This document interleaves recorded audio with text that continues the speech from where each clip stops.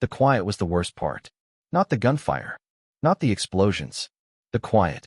Because when it goes quiet in Afghanistan, it means someone is watching you and deciding when to pull the trigger. I remember standing there, sweating under my armor, my rifle pointed at a road that looked normal. Just dirt. Just rocks. But nothing out there was ever just normal. You don't see the enemy. That's the problem. They don't wear uniforms. They don't line up across from you. They watch. They wait. Sometimes they smile. Every step forward feels like a question you don't want answered. I wasn't thinking about politics. I wasn't thinking about history. I was thinking about the guy next to me. About whether I'd hear his voice again in 5 minutes. You learn fast out there. You learn that silence can kill you. You learn that trust weighs more than your gear. And you learn that some things follow you home, whether you want them to or not. This is what it feels like to fight a war where the enemy is everywhere and nowhere. The first thing I remember about Afghanistan wasn't the mountains. It was the heat. It hit you as soon as the ramp dropped. Heavy, dry, like the air itself didn't want you there. You step off the aircraft, and for a second you just stand there, adjusting your gear, pretending your heart isn't beating faster than normal. Everyone acts calm. That's the first lie you tell yourself. Our first patrol was supposed to be easy. Presence patrol, they called it. Walk through the village. Let people see us.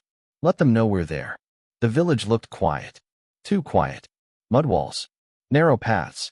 A few kids standing back, not smiling, just watching. You learn quickly to look at hands. Faces lie. Hands don't. I remember staring at the ground more than anything else. Every rock. Every piece of trash. Every spot where the dirt looked wrong. Because that's how it happens. You don't hear it coming. You step on it.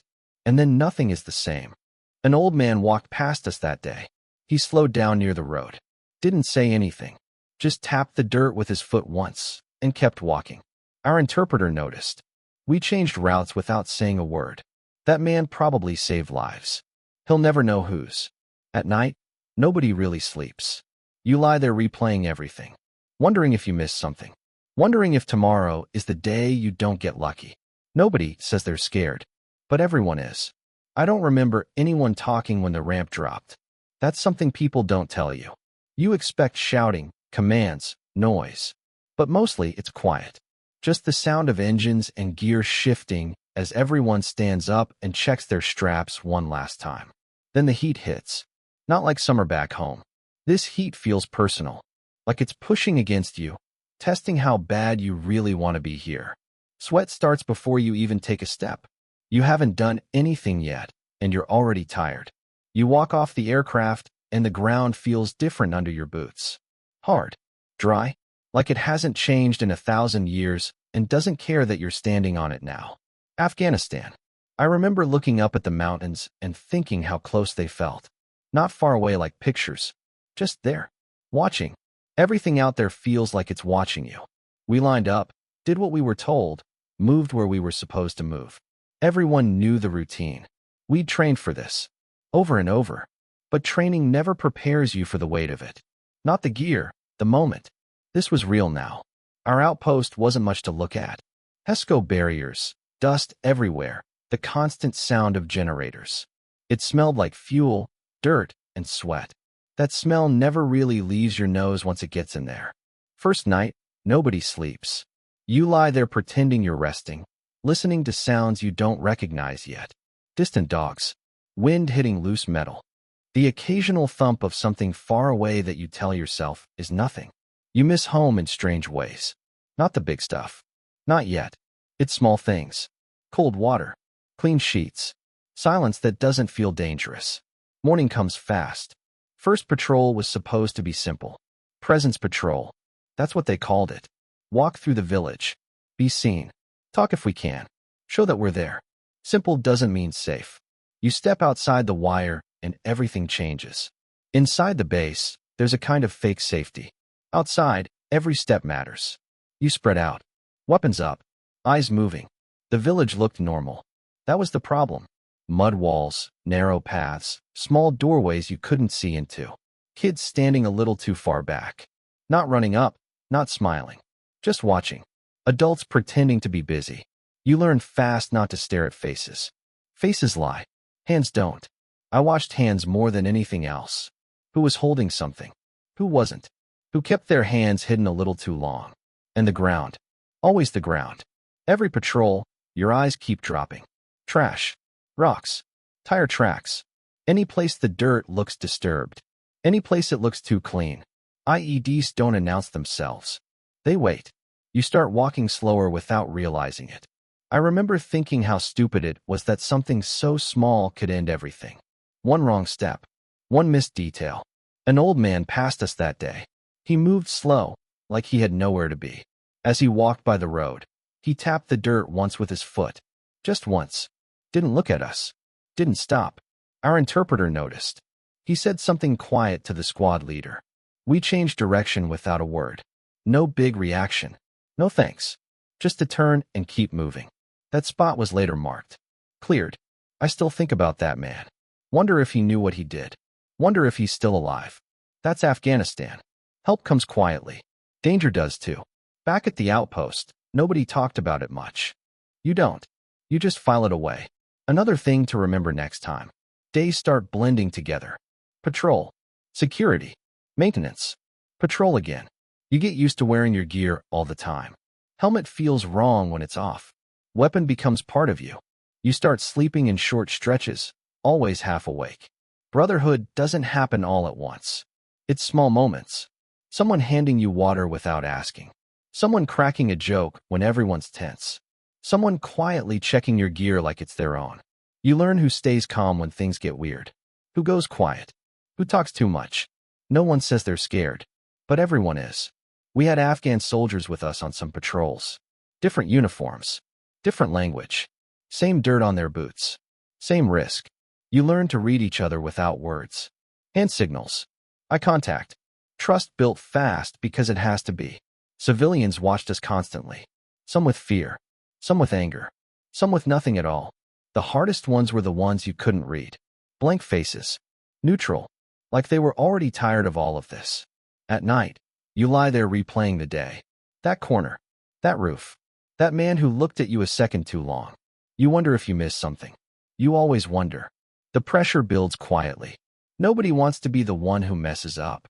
Nobody wants to be the reason someone doesn't go home. I remember one patrol where nothing happened at all. No contact. No incidents. Just walking. Watching. Waiting. That should have felt good. It didn't. Because nothing happening makes you nervous. It feels like the calm before something you can't see yet. Near the end of that patrol, the radio went quiet for just a moment. Not long. Half a second maybe. But everyone felt it. We stopped. Weapons up. Breathing shallow. Eyes scanning rooftops, doorways, hills. Then the radio crackled back to life. False alarm. We moved again, but slower now. That's when it hit me. Not all at once. Not some big wave. Just cracks. Sharp. Close enough that you knew they weren't guessing. The enemy was invisible again. Rooftops. Windows. Somewhere behind walls you couldn't see through. You fire at muzzle flashes, at movement, at places you'd been staring at for weeks. I remember yelling commands I don't remember learning. Someone pulled me down harder than necessary when I leaned too far out. I didn't argue. Out there, you don't argue. The Afghan soldiers were with us. One of them moved up on my right without a word. Different uniform. Same rifle. Same fear in his eyes. He nodded once. That was it. War strips everything else away. Language doesn't matter. Politics doesn't matter. All that's left is whether the person next to you will move when it counts. They did. Rounds hit the wall above us. Dust fell into my mouth. It tasted like chalk and metal. You don't think about taste. You just notice it later. The radio was chaos. Everyone talking at once. Calls for directions. Calls for updates. Calls for the medic. Somewhere in that noise, leadership formed again. Clearer voices cut through. Orders started making sense. We pushed back. Not because we were brave. Because standing still gets you killed. You move, or you get pinned, and then it's over. I don't remember how long it lasted. 5 minutes. 10. Longer. Time does strange things under fire. Moments stretch. Whole minutes disappear. Then it slowed. Not ended. Just slowed. The shooting faded into distant pops. Someone called ceasefire. Someone else said not yet. We stayed ready. The wounded were moved back. The medic stayed with them the whole way. I saw his hands later, shaking hard. Nobody said anything about it. We lost someone that day. Not in some dramatic way. Not with last words. Just gone. One moment there. Next moment a body you don't look at for too long. You don't feel it right away. There's too much to do. Security. Reports. Cleanup. Accountability. You go through the motions because stopping would mean thinking. Back at the outpost, everything felt wrong. The same walls. Same sounds. Same routines. But something was missing. A voice that should have been there. A laugh that didn't come. That night, nobody joked. Someone put their boots neatly next to an empty bunk. Someone else stared at the floor for a long time. I tried to sleep. Every time I closed my eyes, I felt the blast again. Not the noise. The pressure. The moment where your body realizes things are out of your control. We went back out the next day. That surprised me. Part of me expected a pause. A break. Something. But the war doesn't stop because you're hurting. The mission changed. Higher risk. More deliberate. Intelligence said the area was active. We all knew what that meant. Someone out there had been waiting for us. Gear checks took longer. Nobody rushed. Everyone double-checked each other. Quiet nods replaced conversation. Before stepping out, I caught myself thinking about home again. Not in a dramatic way. Just wondering if everything would still be the same if I ever saw it again. We moved at night. Less visibility. More danger. The kind of darkness where shadows feel alive. Every sound feels closer. Louder. This wasn't a patrol. This was a mission. We were going somewhere everyone agreed was bad. A place that had hurt us before. A place the enemy cared about. As we crossed the line and left the safety of the wire, I felt that familiar tightness in my chest. Not panic. Focus. The kind that makes the world smaller. Narrower. Like everything outside your immediate space disappears. Ahead of us, the village slept. Or pretended to. And somewhere inside it, someone was awake, waiting. The mission didn't end with a firefight. That's something people don't expect. They think wars end loud. With noise. With a clear moment where everything changes. Most of the time, they don't. They fade. That night operation didn't turn into what everyone feared. There was movement. Tension. Long minutes of nothing happening. Then orders to pull back. Intelligence shifted. Targets disappeared the way they always did. You don't feel relief. You feel tired. The kind of tired that sits behind your eyes and doesn't go away with sleep. We kept going out after that. Different villages. Same roads. Same routines. You learn not to expect closure. You learn to do the job in front of you and stop asking what it's all adding up to. Loss changes the way you move. Nobody says it, but everyone feels it. Patrol formations tighten. Radios get checked more often. You look at each other a little longer before stepping off. You notice small things more. An Afghan kid watching from a roof. An old woman pulling someone back inside when we show up. A farmer standing still, eyes down, waiting for us to pass. Some people helped us. Not loudly. Not proudly. Quiet gestures. A warning glance. A doorway closed at the right time. They took risks we couldn't fully understand. Some of them paid for it. That's the part that stays heavy. We worked with Afghan soldiers until the end. They didn't get rotations home. They didn't get to leave the war behind at the end of a tour. For them, this wasn't a deployment. It was life. One of them shared cigarettes with us on a roof once. We didn't talk much. We didn't need to.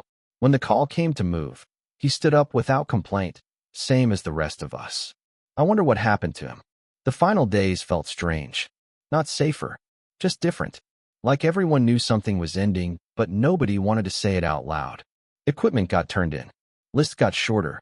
Conversations drifted toward home. I started noticing things I'd stopped seeing. The color of the mountains at sunset. The way dust hung in the air when helicopters passed.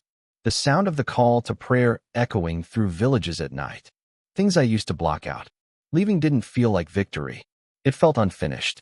On the flight out, I stared out the window longer than I meant to. Afghanistan got smaller, then disappeared under clouds. I didn't feel proud. I didn't feel angry. I felt empty. Home was loud. That surprised me. Doors slamming. Cars. People talking all at once. Nobody scanning rooftops. Nobody watching the ground. I felt like I was moving faster than everyone else, like I was always a few seconds ahead. I slept. But I didn't rest. Silence felt wrong now. Too open. Too unguarded. Loud noises didn't scare me. Sudden quiet did. People asked questions. Most of the time, I didn't know how to answer them. How do you explain watching dirt for hours because it might kill you? How do you explain missing people who were only in your life for months, but felt closer than family? Some things stay locked away. Others show up when you don't invite them. A smell, a sound, a moment where your body reacts before your mind does. I still think about that old man who tapped the road. About the medic's hands shaking after everything was over. About the voice that went silent and never came back. The war didn't follow me home all at once. It came back in pieces. And maybe that's the hardest part. Because even when you take the uniform off, even when the war ends on paper, some part of you is still standing there, in the quiet, waiting to see what happens next.